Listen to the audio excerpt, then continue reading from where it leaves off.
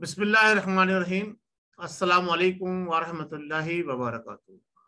ناظرین، میں آپ کا میزبان احمد ستر قریشی اور آپ کے لیے آپ کا پسندیدہ پروگرام لے کے حاضر ہوا ہوں جس کا عنوان ہے آپ کے سامنے۔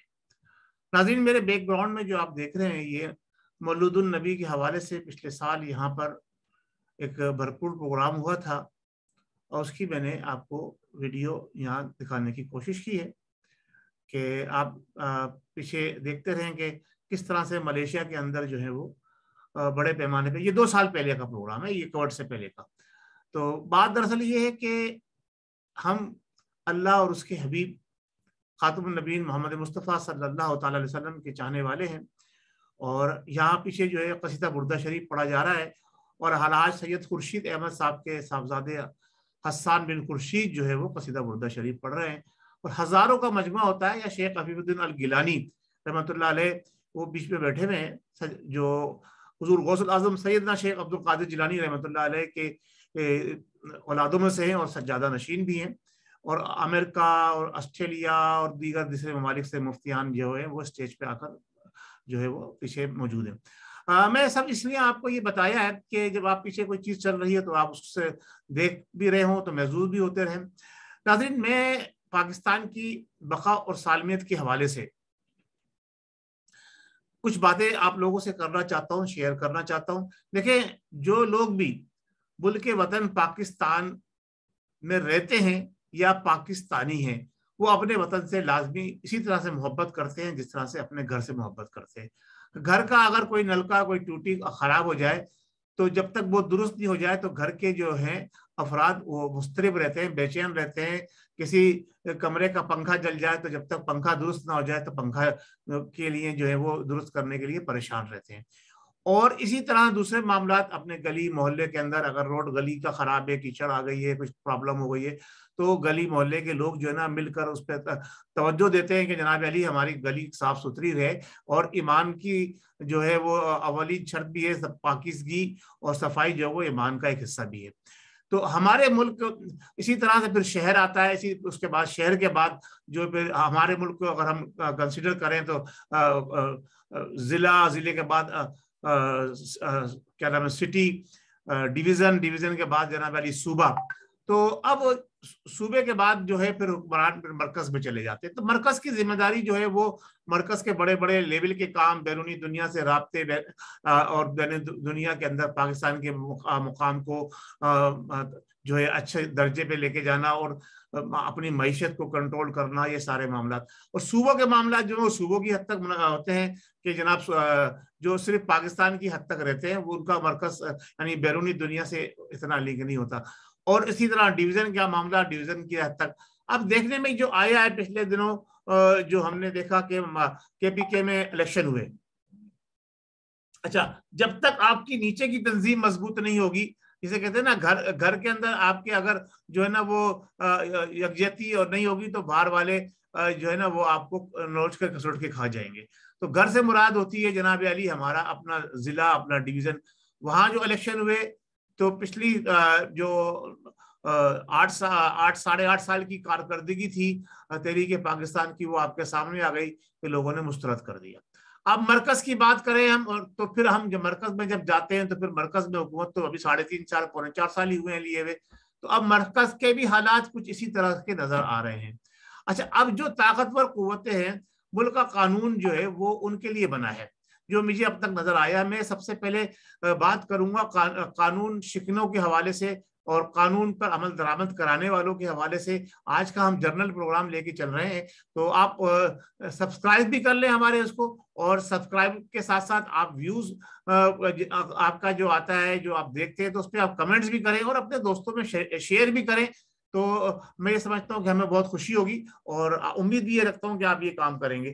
ناظرین، ہم سب سے پہلے بات کرتے ہیں قانون کی بالادستی کی۔ دیکھیں، اللہ اور اس کے حبیب سید المرسلین خاتم النبیین محمد مصطفیٰ صلی اللہ تعالی وسلم نے سب سے اہم جو بات کہی ہے کہ وہ قانون پر عمل درآمد کرانا، یعنی جو فیصلے شرعی طور پر اللہ نے اور اس کے حبیب کے ذریعے ہمیں ملے اس پر 100% ہم نے عمل پیرا ہونا ہے۔ اس میں چوں چرا کچھ نہیں ہے کہ یہ کیوں، کہاں سے آیا، کیسے آیا، کیا آیا، بس جو حکم آ گیا اس پہ ہمیں لبیک کہنا ہے۔ تو اب جو اللہ تبارک و تعالیٰ کے احکامات کی روشنی میں ہم نے جو ہمارے حکمران ہیں، جو شرعی طور پر ہمارے جائز حکمران ہیں، جو قانونی طور پر ہمارے حکمران ہیں، جو اگر وہ شریعت سے تصاد نہیں کرتے ہیں تو ہم نے ان کی احکامات کی پیروی کرنی ہے. لیکن جہاں شریعت سے تصادم کی بات آئے تو پھر اس میں چاہے آپ کے والدین کیوں نہ ہو کہ ان کے لیے اللہ تبارک و تعالیٰ نے حکم فرمایا کہ اف تک نہ کہو آپ اپنے والدین کے سامنے، تو ان کے بھی احکامات کی پیروی نہیں کرنی. تو پھر حکومت اور سپریم کورٹ اور لا اینڈ آرڈر ایجنسیاں یہ کوئی معنی ہی نہیں رکھتی. اچھا، پاکستان کا سپریم لا جو ہے وہ قانون و سنت ہے، اور اس کے مطابق اگر کوئی فیصلے آ رہے ہیں قانون و سنت کے مطابق تو پھر ہمیں اس پہ کوئی اعتراض نہیں ہے. لیکن اس کے اگر برخلاف کوئی فیصلہ آتا ہے تو میں یہ سمجھتا ہوں کہ وہ نہ ہی شرعی فیصلہ ہے، نہ ہی قانونی فیصلہ ہے، نہ ہی پاکستانی جو کیا نام ہے کلچر ہے اس کے مطابق فیصلہ ہے. اب دیکھنا یہ ہے کہ جو کچھ بھی اب تک ہوا ہے پاکستان کے اندر اس میں ہمارے سپریم کورٹ کا کیا رول رہا ہے.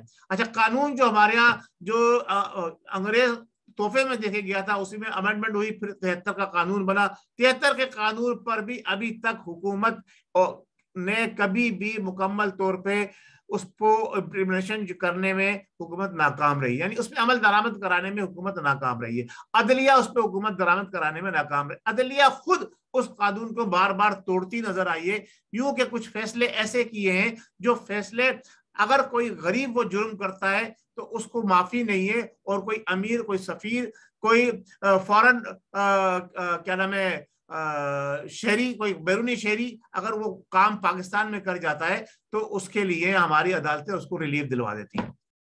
جیسا کہ 2-3 کیس ہوئے، ریمنڈ ڈیوس کا کیس ہوا، جیسا کہ جناب علی وہ کیا نام ہے آسیہ ملونہ کا کیس ہوا، بیرونی دباؤ کے اوپر اس کو باہر بھیج دیا گیا، اور بہت سارے ایسے کیس ہیں جو پاکستان کی ہسٹری کے اندر جو ہے وہ بلیک سیاہی سے لکھے جائیں گے، سنہری حلف سے نہیں، بلیک سیاہی سے لکھے جائیں گے کہ جناب علی ذوالفقار علی بھٹو کو پھانسی دے دی گئی، جناب علی بے نظیر کے قاتل ابھی تک گرفتار نہیں ہوئے، خان لیاقت علی خان کے قاتلوں کا کچھ پتہ نہیں، اور جو پاکستان کے ساتھ وفاداری کرتے رہے ان کو غائب کر دیا گیا. جنہوں نے پاکستان کے ساتھ دشمنی کری، پاکستان پر بم برسانے کی کوشش کی، اس کو ہمارے حکمرانوں نے بھی چھوڑ دیا، اور ہماری عدالتوں نے ان لوگوں کو بھی چھوڑ دیا جن کو عدالت نے سزا دی کہ جناب علی یہ مجرم ہے، یہ جناب علی پاکستان کا انہوں نے پیسہ لوٹ کے کھایا ہے، پاکستان کے عوام کے ساتھ انہوں نے ظلم و جبر کیا ہے، لیکن وہ آزادانہ زندگی گزار رہے ہیں. اور ان کو پیرول بھی ملتا ہے، ان کو شادی میں جانے کی اجازت بھی ملتی ہے، ان کو سیاست کرنے کی اجازت ملتی ہے، ان کو مزے سے گھومنے پھرنے کی اجازت بھی ملتی ہے. اچھا، اور ایسے بھی لوگ ہیں کہ جن کے کیس 8-10 سال سے ان کے اوپر کوئی پیش رفت نہیں ہوتی ہے، ان کو سرد خانے میں ڈال دیا جاتا ہے، پینڈنگ میں چلے جاتے ہیں. کیوں؟ کہ وہ طاقتور لوگ ہیں، حکمران طبقے سے ان کا تعلق ہے، اور وہ ان کے متعلق جو ہے عدلیہ، آپ ایک طرف تو کہتے ہیں عدلیہ آزاد ہے، اس کا حکومت سے کوئی تعلق نہیں ہے، وہ حکومت کے کنٹرول میں نہیں ہے، دوسری طرف جو ہے وہ آپ ان لوگوں کے کیس جو کہ حکومت سے وابستہ لوگ ہیں ان کے کیس جو ہے آپ سرد خانے میں ڈال کر ان کو جو ہے جسے کہتے ہیں ریلیف دے رہے ہیں، ان کو جو ہے ٹائم پیریڈ دے رہے ہیں کہ جناب علی آپ کریے جو کرنا ہے، آپ کو جو آپ نے پاکستان کے ساتھ ظلم زیادتی اور جبر کرنا ہے وہ کریے. تو یہ سب سے بڑی خرابی، سب سے بڑی ذمہ داری ہماری عدلیہ کی، اور سب سے زیادہ خرابی جو ہے وہ ہماری عدلیہ کر رہی ہے. عدلیہ اگر صحیح معنوں میں کردار ادا کرتی تو پاکستان کی صورتحال وہ نہیں ہوتی جو آج پاکستان کی صورتحال ہے. عدلیہ نے ہمیشہ ظالموں، جابروں کا ساتھ دیا ہے. روپے، پیسے، دھن دولت سے جو لوگ آراستہ تھے، یعنی بڑے بڑے جسے کہتے ہیں مل اونر، سرمایہ دار، جاگیردار، ان کا عدلیہ نے ہمیشہ ساتھ دیا ہے. عوام کو اس طرح سے کچل دیا ہے کہ بلدیہ ٹاؤن کا سانحہ آپ کو پتا ہے کتنا عرصہ ہو گیا، اور 200-250 آدمیوں کو زندہ جلا دیا گیا، لیکن اس کے مجرم بھی شک کی بنیاد پر چھوڑ دیے گئے، سارے ثبوت موجود ہونے کے بعد. تو یہ عدلیہ کا سب سے بڑا گھناؤنا کردار پاکستان کو غیر مستحکم کرنے میں ہمیشہ رہا ہے.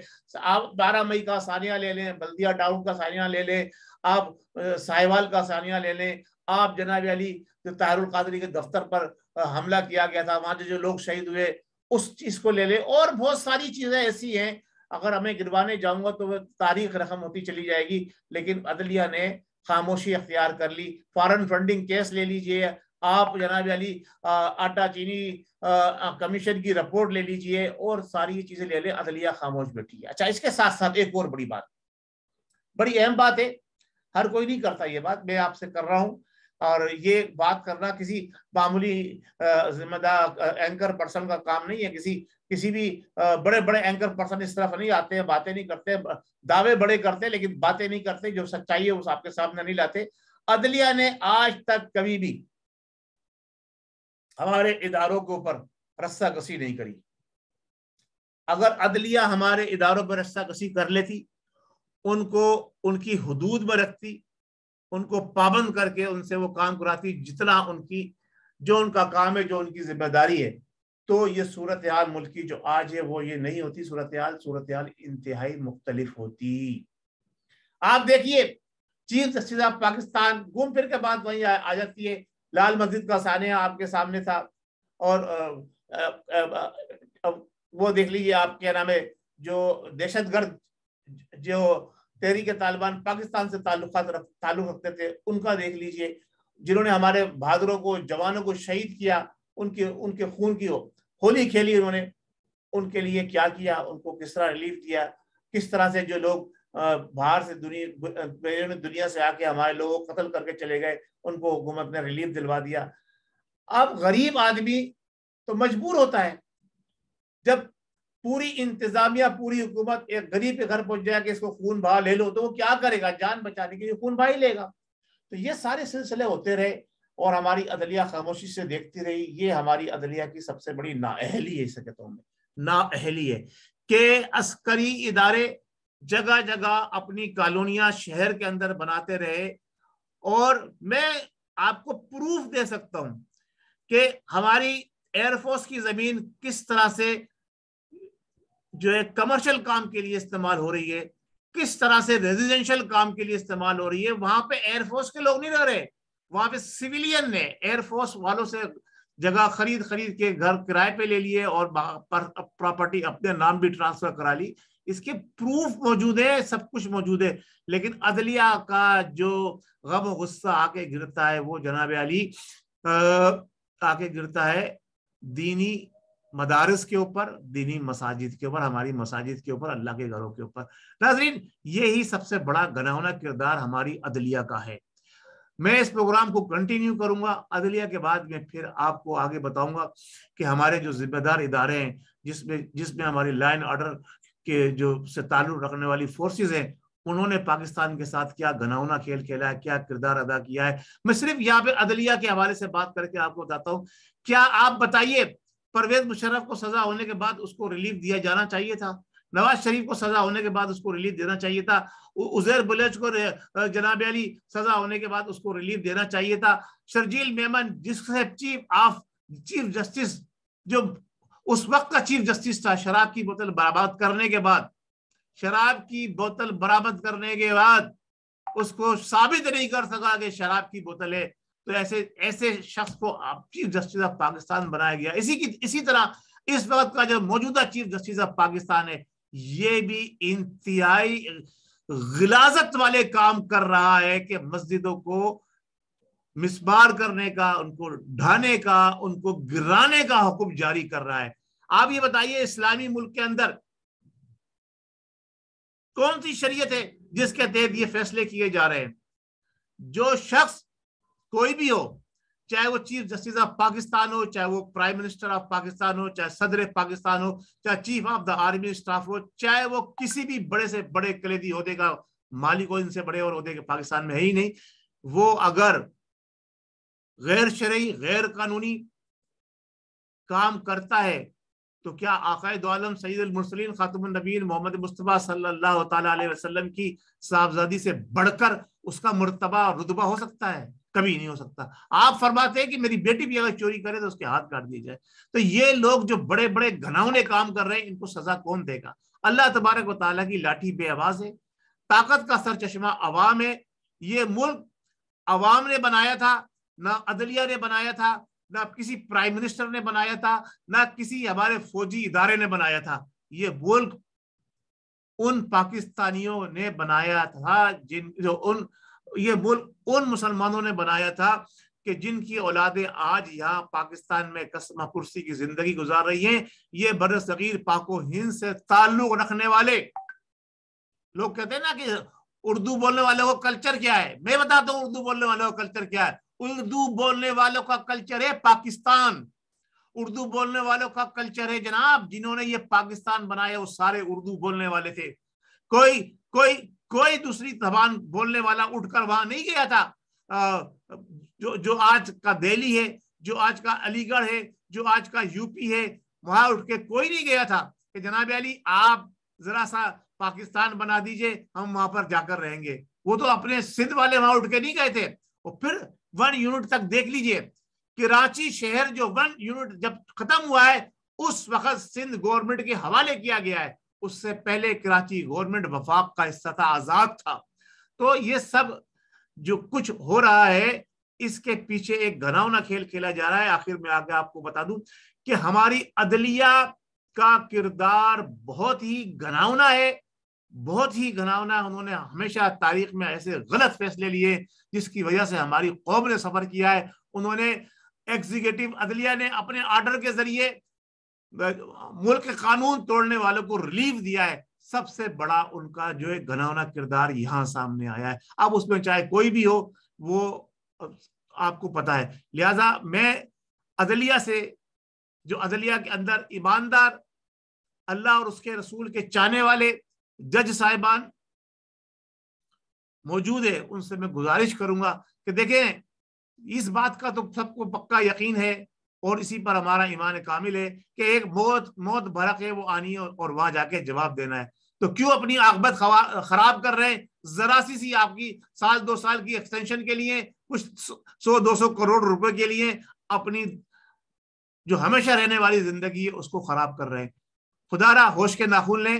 پاکستانیوں کو، خاص طور سے عام عوام کو، سول عوام کو آسودگی کے ساتھ زندگی گزارنے کے موقع فراہم کرنے کے لیے جدوجہد کرے تو اللہ تبارک و تعالیٰ آپ کو بھی آسانیاں اور سہولتیں وہاں پر دے گا اگر آپ نے یہ اللہ کی مخلوق کو خوش کرنے کے لیے، ان کو راحتیں فراہم کرنے کے لیے اپنا کردار ادا کیا. بہت شکریہ. ورنہ عدلیہ کی ہماری تاریخ بڑی گناونی ہے، بڑی غلیظ تاریخ ہے. کیسی تاریخ ہے؟ بڑی غلیظ تاریخ ہے. میری بات کو جہاں تک پہنچانا ہے پہنچا دیجئے. اللہ تبارک و تعالیٰ عز من تشاء و تذل من تشاء بیدک الخیر انک علی کل شیء قدیر. موت بھرک آنی ہے، سچ کہہ کے اپنی جان اگر جانی ہے تو جائے گی ایک دن، اور موت آنی ہے سو آئے گی ایک دن. تو سچ اور حق بول کر اگر جان جائے تو بہت اچھی بات ہے. بہت شکریہ. السلام علیکم ورحمۃ اللہ وبرکاتہ. پاکستان زندہ باد.